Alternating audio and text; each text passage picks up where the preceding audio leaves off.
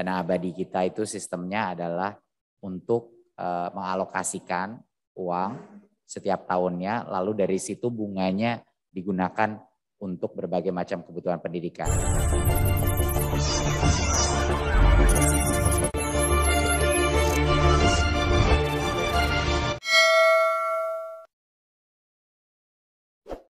Hari Santri tahun ini mendapat kado istimewa dari Istana berupa Peraturan Presiden, Perpres, tentang pendanaan penyelenggaraan pesantren yang ditandatangani oleh Presiden Joko Widodo. Wakil Presiden Kiai Haji Ma'ruf Amin mengatakan, dana abadi pesantren yang diatur dalam Peraturan Presiden, Perpres nomor 82/2021 tentang pendanaan penyelenggaraan pesantren adalah untuk membantu pesantren mengembangkan pendidikan. Dalam kesempatan yang sama, Menteri Pendidikan, Kebudayaan, Riset dan Teknologi, Mendikbudristek, Nadiem Makarim mengatakan dana abadi merupakan dana yang diinvestasikan oleh Kementerian Keuangan Kemenkeu. Hasil investasi dari dana tersebut kemudian digunakan untuk pengembangan pendidikan. Ya, kita bersyukur ya, setelah ada undang-undang tentang pesantren, baru beberapa hari yang lalu itu sudah ada perpresnya tentang dana abadi pesantren. Artinya setelah memperoleh pengakuan melalui undang-undang, maka kemudian ada anggaran yang akan diberikan kepada pesantren. Ini secara khusus ya. Nah, ini untuk membantu tentu pesantren yang memang banyak yang artinya keadaannya yang perlu memperoleh bantuan dari pemerintah. Dengan demikian ini merupakan komitmen kuat daripada pemerintah untuk membantu pendidikan dalam segala tatarannya. Jadi ada dana abadi pendidikan ya yang dikelola oleh Dikbud dan Kementerian Keuangan, tapi ada dana juga abadi pesantren. Bahkan ada dana abadi kebudayaan, bahkan juga ada dana abadi riset.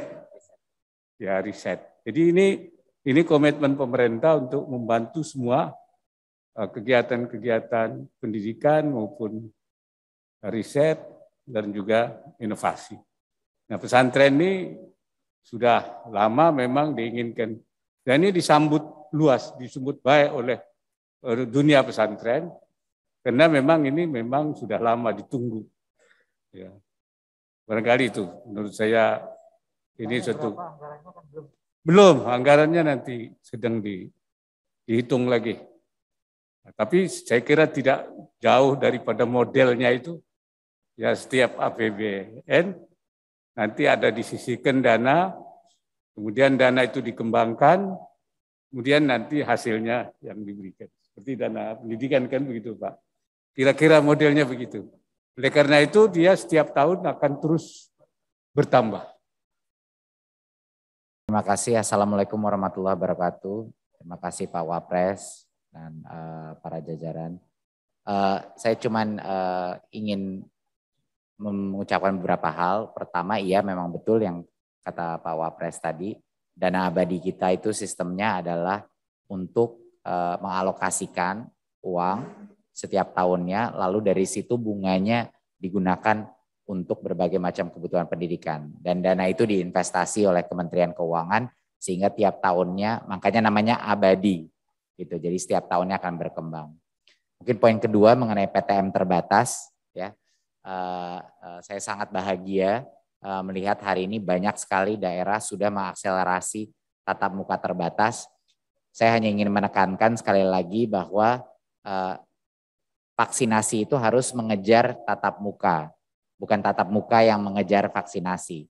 Jadinya sekolah-sekolah di level 1 sampai 3 itu harus segera melaksanakan tatap muka terbatas, karena kalau tidak kita tidak akan berlatih untuk protokol kesehatan baru. Ya, termasuk PAUD dan SD gitu. Nah, barulah tugasnya vaksinasi adalah untuk mengejar tatap muka terbatas tersebut untuk memastikan prioritas nomor 1 adalah tenaga pendidik, ya, guru dan tenaga pendidik. Baru setelah itu murid-murid di atas umur 12 dan juga orang tua murid. Jadi itu yang memang menjadi dasar kebijakan pemerintah pusat. Vaksinasi bukan menjadi kriteria untuk tatap muka, tapi malah kalau sekolahnya semua gurunya sudah lengkap divaksinasi, dia wajib mengerjakan tatap muka. Jadi sekali lagi, vaksinasi yang mengejar tatap muka terbatas, bukan sebaliknya. Itu mungkin satu hal yang saya ingin tekankan. Terima kasih. Sementara itu, di tempat terpisah, Ketua RMI PBNU Gus Rozin menyambut baik ditandatanganinya Peraturan Presiden, Perpres Nomor 82 Tahun 2021 tentang pendanaan penyelenggaraan pesantren yang mengatur dana abadi pesantren. Hal tersebut mengingat sudah lama ditunggu-tunggu kehadirannya. Idealnya Perpres ini muncul tahun lalu beriringan dengan Peraturan Menteri Agama PMA, yang mendetailkan UU yang sama UU nomor 18 tahun 2019, kata Gus Rozin kepada NU Online, Selasa, tanggal 14 September tahun 2021. Secara garis besar, menurutnya, isi Perpres cukup sesuai dengan aspirasi dari RMI PBNU. Namun, besaran dana abadi tersebut tidak disebutkan secara jelas dalam Perpres itu.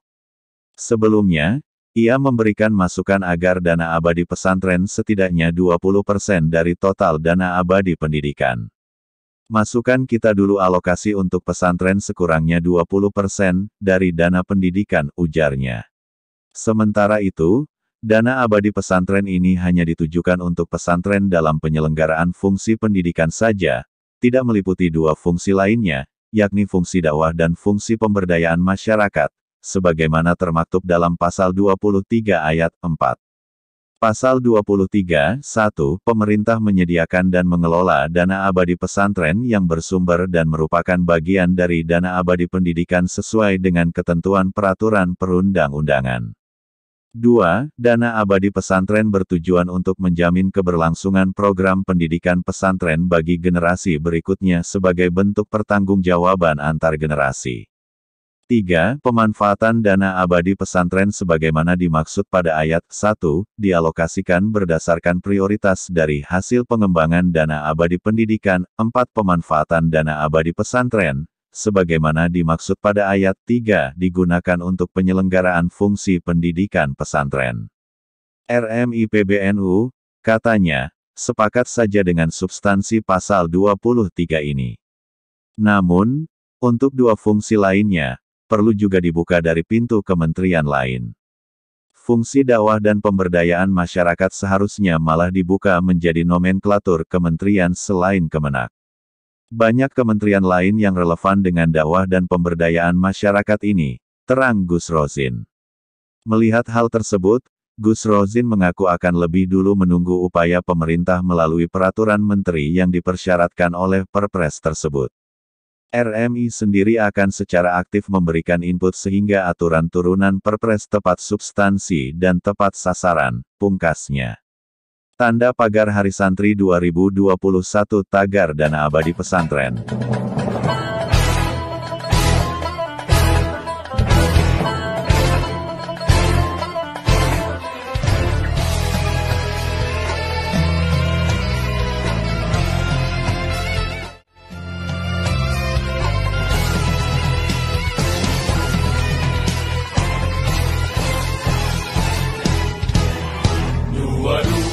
Oktober 45, resolusi jihad panggilan jiwa, santri dan ulama tetap setia, berkorban pertahankan Indonesia.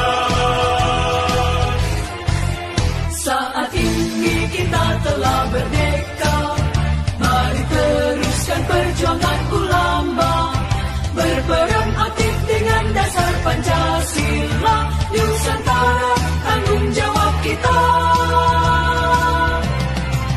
Hari Santri, Hari Santri, Hari Santri, Hari Santri undi cipta pada negeri, ridho dan rahmat dari Ilahi, NKRI harga mati.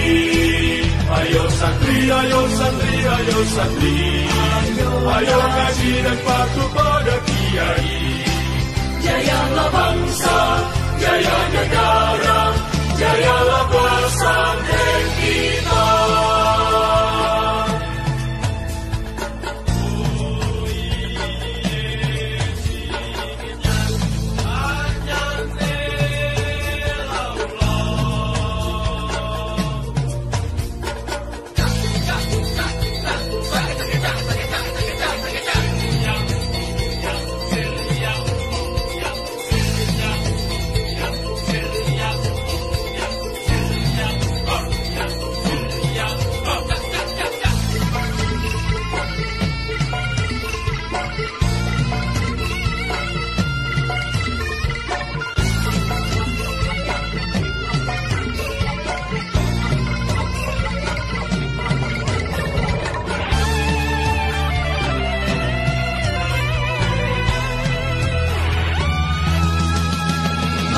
Bersiap kita berangkat ke pesantren dengan penuh semangat.